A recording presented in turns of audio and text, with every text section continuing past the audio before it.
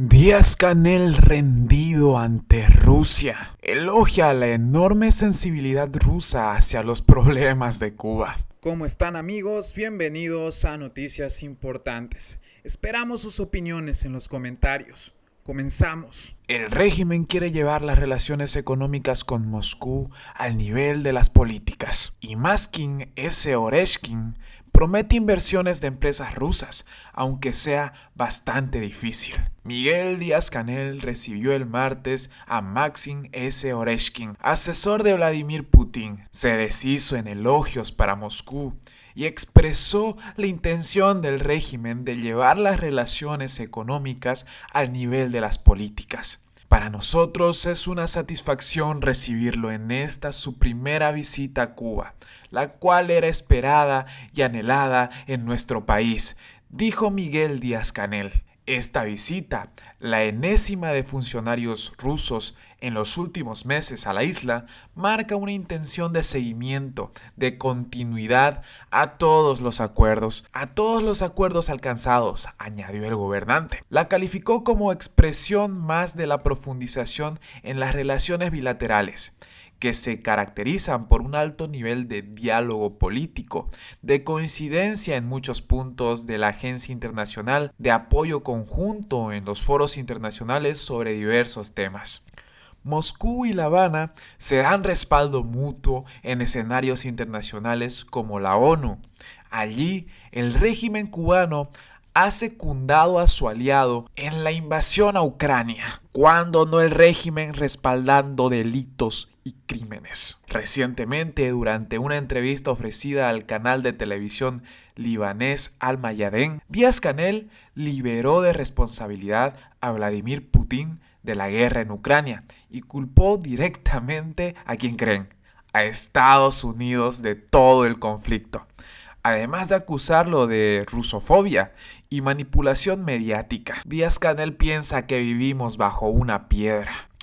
El gobierno norteamericano ha manipulado el origen del conflicto y con su enorme poderío mediático ha creado un sentimiento de desprecio hacia Rusia, dijo el gobernante. Miguel Díaz-Canel no se cansa de mostrar su apoyo a Putin en su enfrentamiento con el occidente, al visitar Rusia en diciembre del 2022, por ejemplo, tras lo que también condenó la orden de arresto emitida contra el jefe del Kremlin con la Corte Penal Internacional a causa de los crímenes de guerra cometidos por Moscú en Ucrania. Tenemos toda la intención de llevar las relaciones económicas, comerciales y financieras al mismo nivel de las relaciones políticas, dijo Díaz-Canel este martes en la cita con el asesor ruso. Durante el diálogo que la prensa de Díaz-Canel calificó de ameno, el gobernante pidió transmitir un afectuoso saludo a Putin y agradeció la posición de Rusia con respecto al embargo. Nosotros sentimos que existe en el gobierno ruso y en particular en el presidente Putin una enorme sensibilidad hacia los problemas de Cuba, dijo Díaz-Canel. Volvió a agradecer el socorro en los momentos más complejos de la pandemia con insumos para la salud y en particular por el decisivo respaldo durante la crisis con el suministro de oxígeno. Ese es un hecho que lo llevamos en el corazón, en nuestro sentimiento y que agradecemos toda la vida, dijo.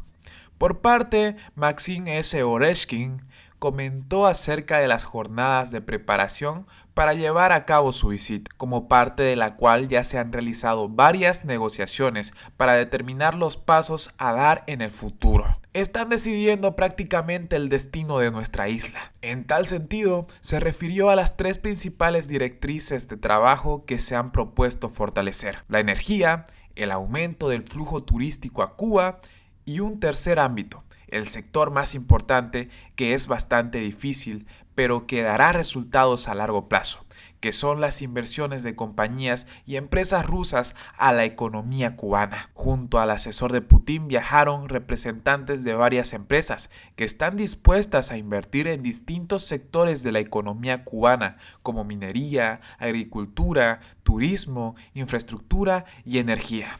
Por supuesto, estos empresarios no invertirán gratis. Algo se les dará a cambio.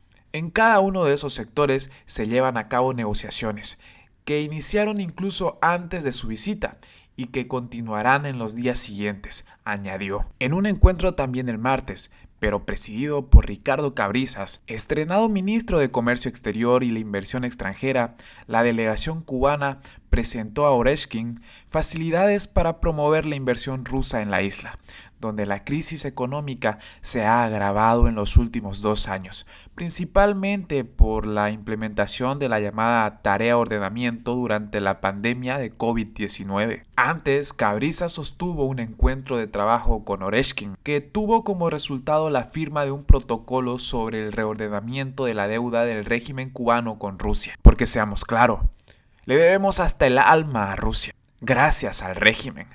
El reordenamiento permitiría reactivar el financiamiento de programas que en su momento quedaron paralizados y seguir endeudándonos más con el Kremlin. El ministro cubano se quejó al asesor de Putin sobre la imposibilidad del régimen de importar combustibles, alimentos que es incapaz de producir y fertilizantes con regularidad, lo que ha agravado la situación económica de la isla, de acuerdo con un reporte del diario oficial Granma. En este sentido, Cabrizas dijo que a partir de las facilidades previstas para los inversores rusos en la isla, los nuevos negocios deben orientarse a la diversificación y a la ampliación de los mercados de exportación, y a la sustitución efectiva de importaciones en función de las prioridades nacionales. El ministro consideró además el sector energético como uno de los sectores de los terrenos fértiles para la inversión rusa en Cuba, que atraviesa una crisis de combustible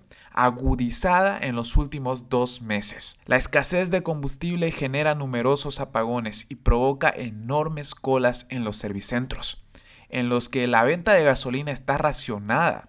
El gobierno incluso se vio obligado a suspender el tradicional desfile del 1 de mayo en la Plaza de la Revolución, días después de anunciar la suspensión de las clases presenciales en varias universidades de la isla. El ministro de Energía y Minas de Cuba reconoció a mediados de abril que la grave escasez de gasolina y diésel no tendría solución en el corto plazo. Es una verdadera lástima. Y así, amigos, vamos a seguir por un buen tiempo dependiendo enteramente de Rusia, del Kremlin, de un Estado comunista superior, según el propio tardocastrismo.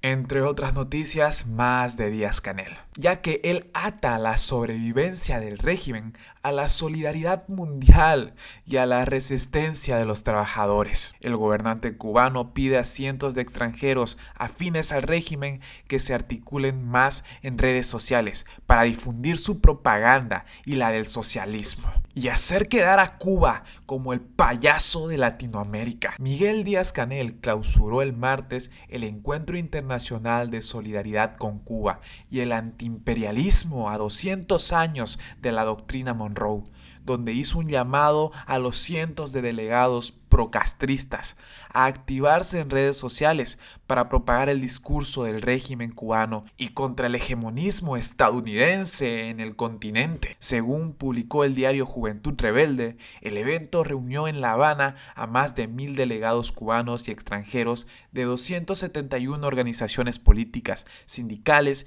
y sociales procedentes de 58 países. Siéntanse en sus casas.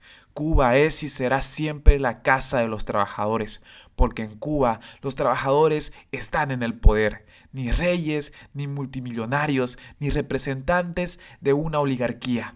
Trabajadores cubanos, les dijo Díaz-Canel. Y es increíble porque realmente cualquiera que viva debajo de una piedra le creería. Y es inaudito pensar que hay gente que cree en él, que cree en sus palabras. Los trabajadores cubanos, todos, pero sobre todo aquellos que no tienen otra entrada económica que sus empleos, sufren una escasez generalizada que golpea con más dureza la alimentación, y en medio de una inflación galopante potenciada por las fracasadas políticas económicas del gobierno. En medio de este panorama, con crisis energética sin solución, los cubanos viven en medio de los continuos pedidos de sacrificio de sus gobernantes. Y Díaz-Canel dice esto. Según Díaz-Canel, hay que articularse ante lo que llamó pretensión del gobierno estadounidense de renovar la doctrina Monroe mediante acciones unilaterales, sanciones y chantajes para restaurar sus posturas hegemónicas en el continente. Dijo que a eso se contraponen los amigos de Cuba al dar muestras de cómo se puede vencer el cerco económico, comercial, financiero, sin esperar que sea levantado, porque la solidaridad humana no puede ser bloqueada. Según él, Díaz-Canel afirmó que, en medio de tantas adversidades, la fe en la victoria de Cuba solo es posible gracias a la solidaridad del mundo y a la resistencia del pueblo. Típico discurso del tardocastrismo. El gobernante cubano pidió aumentar el activismo en redes sociales, donde se libran batallas contra el bombardeo informativo promovido por las grandes cadenas noticiosas, y visibilizar el qué hacer de grupos y plataformas que desde el exterior reclaman el fin de la hostilidad. Antes, en la comisión titulada La Unidad Antiimperialista versus Doctrina Monroe, Díaz-Canel hizo promesas a la juventud cansada de discursos que machacan sobre lo mismo y que prefieren emigrar al mismo país al que los dirigentes cubanos señalan como la fuente de todos sus males. La juventud cubana es revolucionaria y sabemos que con ella contamos para avanzar.